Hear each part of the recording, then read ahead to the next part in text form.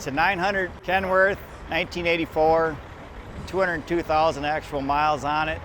400B model cat, with a 5 4 transmission behind it. The truck doesn't go over the road. I drive another truck for California Overland, which is my brother's company. Me and my dad bought it before he died. The guy hauled horses with it. It was kind of rough shape, but the truck itself was in good shape, so I just took it from that, put it in the body shop for 3.5 years, and they just worked on it when they had time.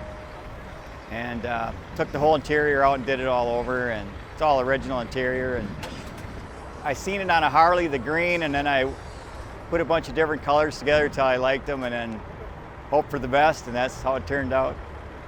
Pretty much took the bunk, everything off of it, and redid everything.